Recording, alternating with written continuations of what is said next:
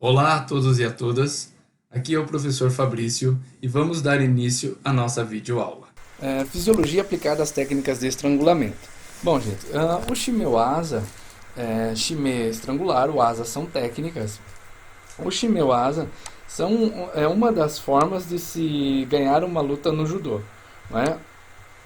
Que é o que? É forçar o adversário à desistência, aplicando, é, aplicando determinadas condições, não é? Força, enfim, e no pescoço do adversário, tá certo? Mas quais são as condições pelas quais passa um atleta de judô quando recebe uma técnica de estrangulamento?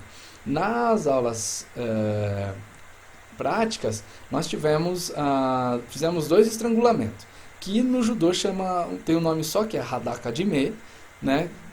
Em que você envolve o pescoço do adversário com o braço, vocês fizeram isso com os colegas, envolve o pescoço do colega com o braço e, e puxa contra a garganta, ainda expliquei para vocês escreveram nas atividades lá também.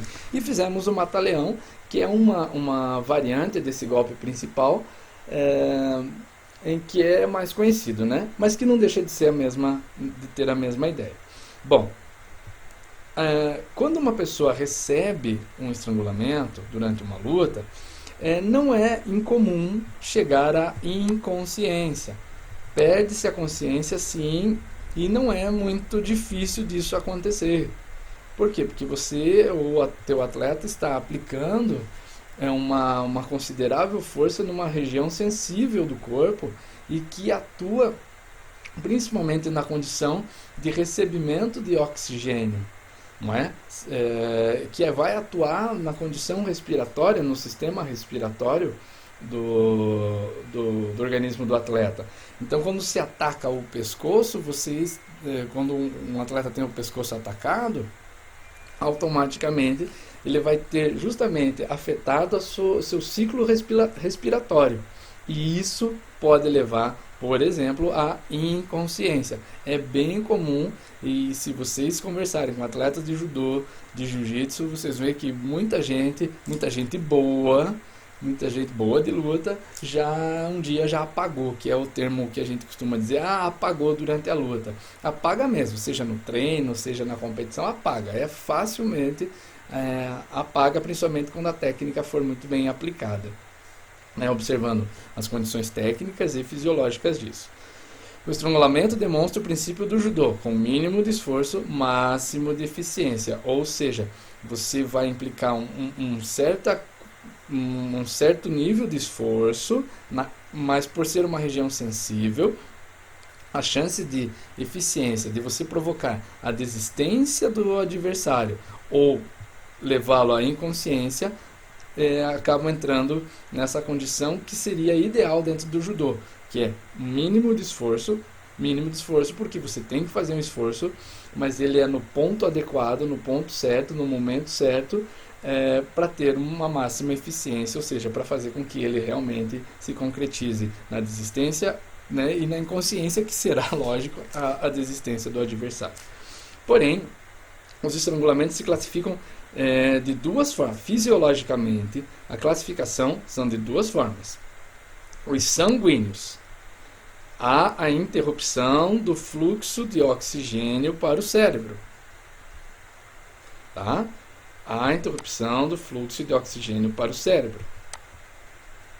E os respiratórios impedem o fluxo de ar para os pulmões. Vamos lá. O respiratório, gente, a letra A ali, é só marcar aqui. A letra A, que é o sanguíneo, ele vai atuar diretamente nas vias aéreas, ou seja, nas artérias que vão, nos vasos, em verdade, que vão conduzir oxigênio para o cérebro. No caso seria a artéria mesmo. Vão conduzir sangue para o cérebro.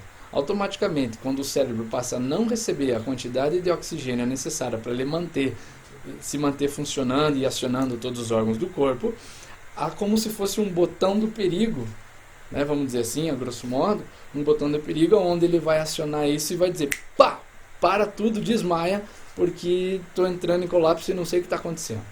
É mais ou menos assim, se o cérebro pudesse pensar, é isso que ele ia dizer. Para tudo, apaga o corpo para deixar funcionando só o que é importante. Então, esse é o sanguíneo. Agora, o respiratório vai atuar justamente nessa ciclo respiratório, ou seja, na entrada de oxigênio e expelir CO2, né, o gás carbônico.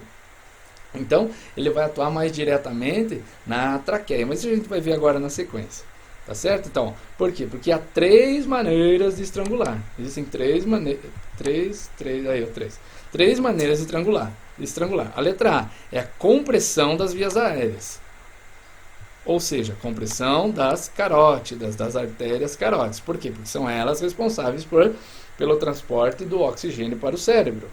Tá certo? Qual é o mais comum? São estrangulamentos. Aqui, ó, eu já coloco para vocês. São estrangulamentos principalmente os de lapela.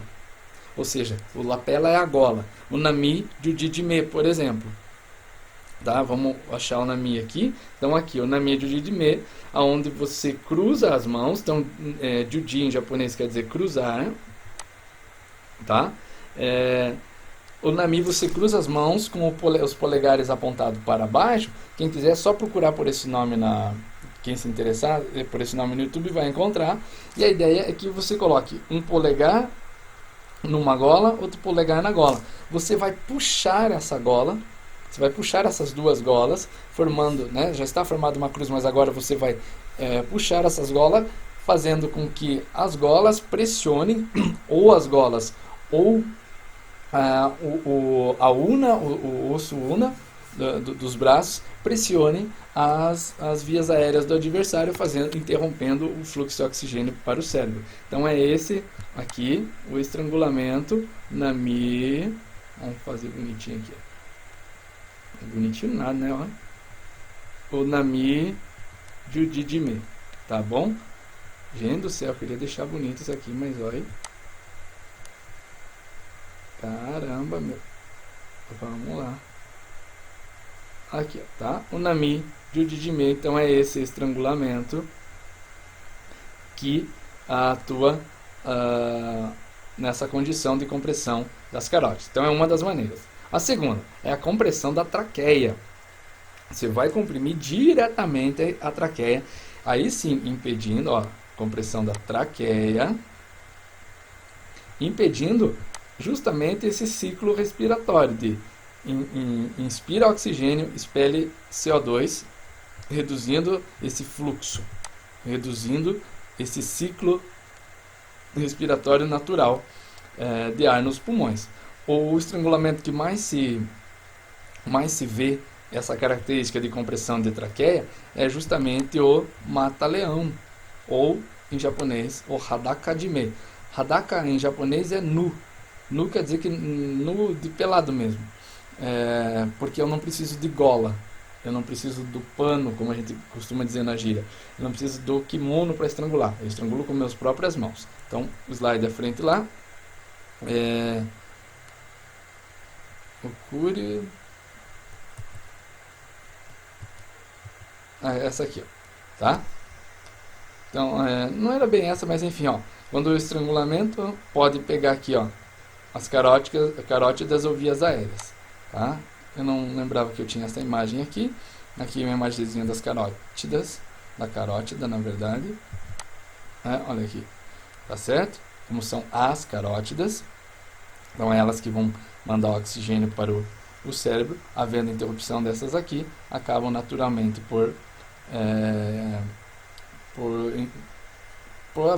podendo haver até o estado de inconsciência. Então aqui a gente tem a traqueia, gente.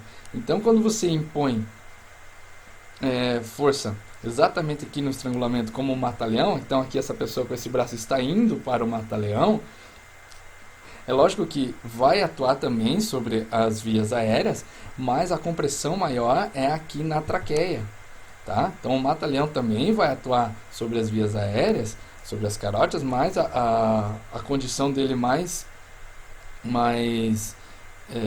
importante é justamente na traqueia, tá certo? É justamente na traqueia. E diga-se de passagem, a compressão da traqueia é muito dolorida. Então, vocês tiveram a oportunidade de fazer lá o estrangulamento, esse Hadaka Dime, na aula prática, ela é realmente bem dolorida, dói quando se comprime a traqueia. E a terceira forma é a compressão do tórax e dos pulmões, que é mais comum nas imobilizações, tá certo? É mais comum nas imobilizações, ou seja, nós fizemos lá, por exemplo, né, a montada ou 100 quilos, né, o Tateshi Rogatami, o Yokushi Rogatami, vocês colocando todo o peso em cima do adversário. Aí vocês estão a favor da gravidade, né, mais o controle que vocês estão fazendo, a atenção que vocês estão colocando nesse esforço, não é? Você acaba tendo também então quem está embaixo, sendo pressionado para ficar embaixo, acaba também muitas vezes tendo um ciclo respiratório muito curto, não conseguindo manter uma capacidade aeróbica ali para resistir aquilo tudo e até mesmo escapar da imobilização. Não deixa de ser uma forma de estrangular, da atuação dessa condição. Tá? Então é mais comum nas imobilizações. Lógico que uma imobilização não é um estrangulamento. Para o judô, o estrangulamento é caracterizado por uma ação no pescoço, como está no item A e no item B. Mas a compressão de tórax e pulmões, que é comum nas técnicas de imobilização, também pode impedir o adversário de inspirar. A pressão do estrangulamento pode ser aplicada diretamente nas estruturas, na gola, como já falamos, na parte distal do rádio e da una, né? Aqui está o punho, tá? Do rádio e da una, e, lógico, comprimindo as estruturas do pescoço. Tá bem? É dessa forma que acontece o estrangulamento. Aqui já mostrei para vocês a atuação aqui nas vias aéreas, a atuação na traqueia, aqui o braço se posicionando para aplicar um mata-leão. Aí no estrangulamento de gola, principalmente as golas comprimindo as vias aéreas, as artérias carótidas, impedindo o fluxo de oxigênio para o cérebro. Agora, quanto tempo leva um estado de inconsciência? Gente, depende também muito de treinamento, né? Uma pessoa que tem uma musculatura no pescoço assim que realmente possa, porque na verdade as artérias sempre ficam mais profundas, escondidas pela musculatura, até porque é isso que faz preservar, porque senão qualquer lesãozinha, qualquer batida que tivéssemos e se as artérias fossem expostas, a gente poderia ter hemorragias que poderia levar o organismo a uma condição bem ruim, quem sabe até uma condição pior. No caso da luta propriamente, o estado de inconsciência, em média, fica entre 10 segundos, entre 8 e 15 segundos. Mas isso também entra na condição da individualidade biológica. Se a pessoa treinou, tem um pescoço assim bem, uma musculatura bem trabalhada, bem vigorosa, isso pode levar mais tempo, né? Mas em média de 8 a 15 segundos. Agora, após a liberação, recobra-se a consciência em torno de cerca de 10 e 20 segundos. Para quem já foi estrangulado até a inconsciência, você ouve muita coisa interessante. Eu já ouvi gente falando que parece que alguém estava falando dentro de uma garrafa, que alguém estava falando dentro de um túnel de bem longe até apagar. Agora, uma coisa que eu posso dizer para vocês é que quando volta, assim a gente volta com uma sensação muito ruim. É uma sensação, um mal-estar, um gosto amargo na boca, uma coisa ruim, é difícil de descrever, mas não é uma coisa muito agradável. E é lógico que quando você recebe uma técnica de estrangulamento, você também tem as técnicas para evitar que esse estrangulamento se concretize até o fim, ou até a inconsciência, e formas de escapar do estrangulamento. Temos que contar com isso também, tá certo? Mas após a liberação do pescoço, em média, de 10 a 20 segundos, a pessoa recobra a consciência. Principalmente, né, qual que é o estado de inconsciência? Ele é caracterizado pelo quê? Pela insuficiência de O2 no cérebro. No caso de na hora de um treino, ou até mesmo de uma competição, o árbitro tem que ficar atento, porque uma das formas de perceber a inconsciência é o rubor na face, ou seja, a pessoa vai ficando com o rosto avermelhado, porque o sangue não sobe, mas também não desce mais. Então ele vai ficando com a face ruborizada. Só uma observação, os atletas, o árbitro não pode interferir. O árbitro não pode interferir. A escolha de desistir da luta antes da inconsciência é do atleta.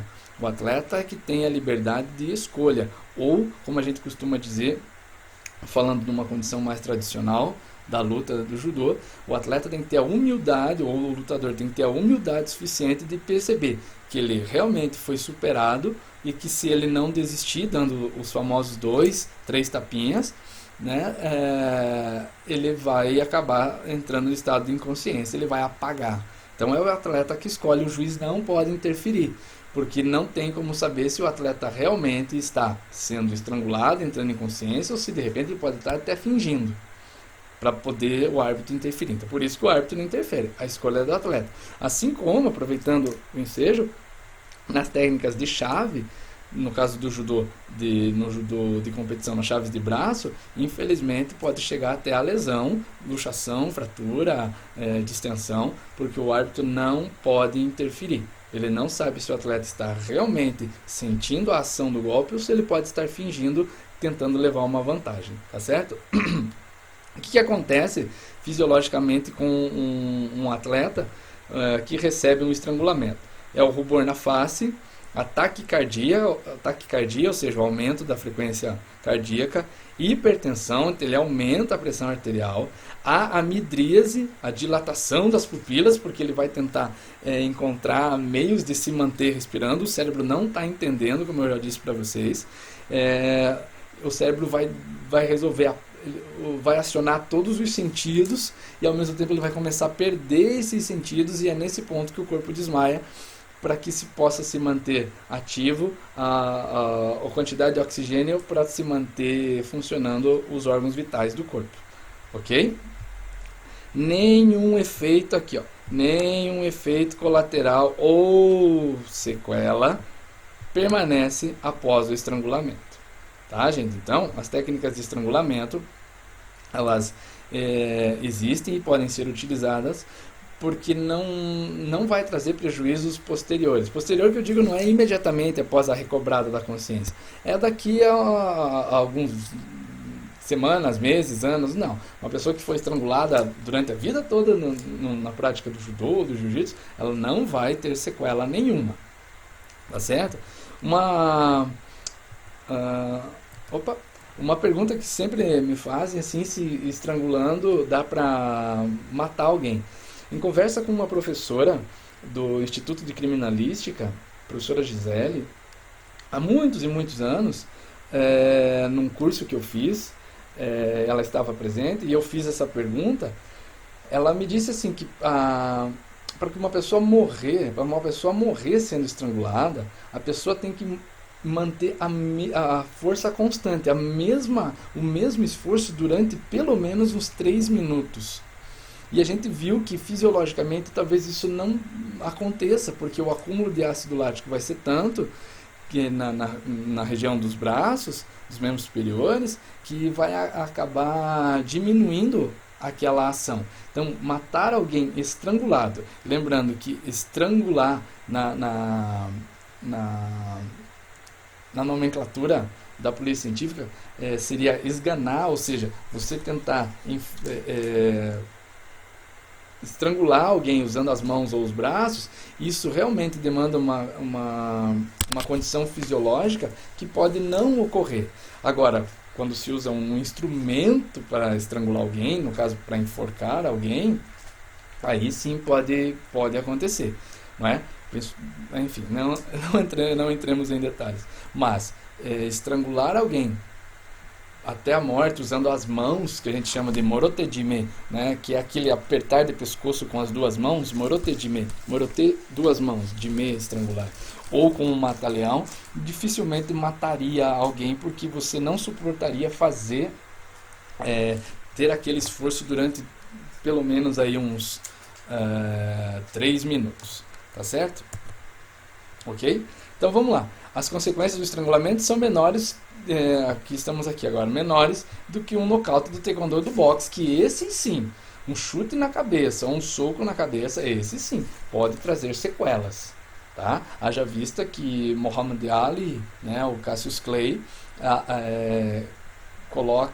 foi colocado como consequência do mal de Parkinson dele a quantidade de golpes que ele recebeu na cabeça, até porque ele tinha um estilo de lutar, não é, que ele desenvolveu, onde ele deixava o adversário bater muito até se cansar, para daí ele começar a energia dele. Então ele tinha uma boa absorção de golpes, porém, como no boxe a ideia é você acertar a cabeça, você pode levar a pessoa a nocaute e reduzir o tempo de luta e naturalmente o teu esforço. Então um nocaute no boxe ou no taekwondo, imaginem um chute do taekwondo na cabeça, né? Isso pode trazer sequelas sim. Tá? Essas técnicas são contraindicadas para pessoas com doenças cardíacas ou depressão. Aí vem toda uma condição de anamnese, né, gente? Toda uma condição de anamnese, principalmente quando a pessoa vai entrar, vai iniciar nesse tipo de prática, mas principalmente quando ela vai entrar, que é um cuidado que o professor de luta tem que ter, quer saber das condições clínicas dessa pessoa. Pois se a pessoa for cardíaca ou sofrer, tiver problemas de pressão, ela pode ter agravado esses problemas, ele pode ser agravado. Ela pode ter conhecimento técnico, mas de repente para lutar não é interessante que ela utilize e principalmente receba aquilo. Pode fazer judô? Claro que vai poder fazer judô, claro que vai poder fazer jiu-jitsu. Aí depende da metodologia que o professor vai adotar nessa condição da individualidade. Agora, importante para a gente encerrar, no judô só se pode utilizar as técnicas de estrangulamento acima dos 15 anos. Dos 15 anos, tá certo? Só acima dos 15. Não se pode utilizar técnicas de estrangulamento e chave, as crianças não podem utilizar. Então, o que se costuma fazer? Então, quando a criança está ali com seus 14 anos, já é interessante começar a ensinar a técnica para ela. Por quê? Porque quando chegar aos 15 anos, no ano que ela completa 15, ela vai poder usar essa técnica. Tá? Ela vai poder usar a técnica e logicamente, também vai receber. Se o professor deixar, no caso específico do professor de luta, deixar para ensinar só quando ela tiver 15 anos, e ela entrar numa competição, esse jovem já, ele pode ser surpreendido com algo que ele ainda não conhece. Então, o que costumeiramente se faz? O jovem tem 14 anos, já começa a se ensinar as técnicas de estrangulamento básica para ela. É um mata-leão, aquele enamídio de jime, estrangulamento de gola, e como escapar deles, tá certo? Assim como a chave, o jujigatame, o armlock, enfim. Para que ele, quando chegar aos 15, ele já entre para competir em condições iguais, ou seja, ele sabe fazer as técnicas, ele sabe receber as técnicas e sabe como escapar. Porém, antes disso, não se ensina. No judô, especificamente, não se ensina técnicas de chave e o estrangulamento. Para as crianças até 14 anos, em média, o trabalho de solo que existe, enquanto domínio, é basicamente das imobilizações. Então, só reforçando, estrangulamento são técnicas permitidas para jovens maiores de 15 anos. Por que disso? Porque o sistema nervoso central, SNC, e o coração, isso é um argumento, não estão completamente desenvolvidos. Ah, mas não sei quem aprende, não sei o que, não. Então, tem que ter argumentação. Não basta dizer, porque... Não, a argumentação o sistema nervoso central e o coração não estão completamente desenvolvidos. Portanto, não se pode ensinar técnica de estrangulamento e chaves para jovens abaixo de 14, 15 anos. Ok?